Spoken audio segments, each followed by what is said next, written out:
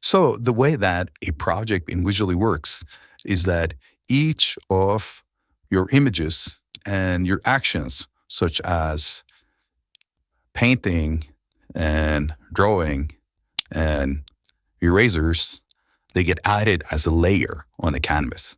And this gives you control both of what your actions are. For example, if you select the eraser tool here and you erase this person, you see a eraser layer was created.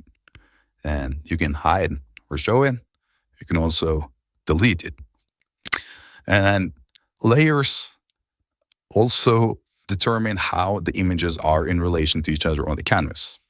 So, for example, if we take this image right here and we take another image and put it on top of it,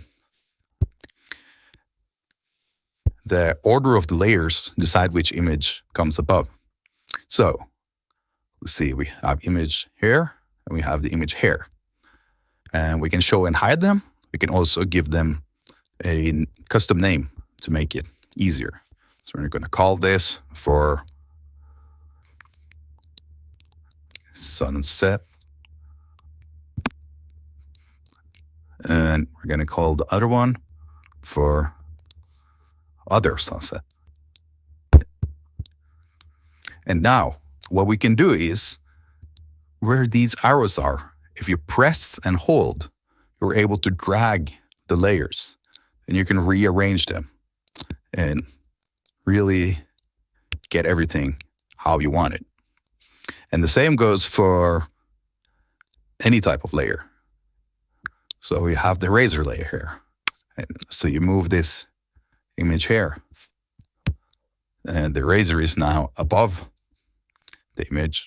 However, you can drag it below and then you can't see it anymore because this image is now above the eraser and the other image is below it. So the eraser is still affecting that layer. One other thing is that in big projects such as these, you might not know where the image is in a list of layers. Well, when you're when you have the move tool selected and you press an image, it's actually going to select it for you, which makes it a lot easier to, for example, show and hide.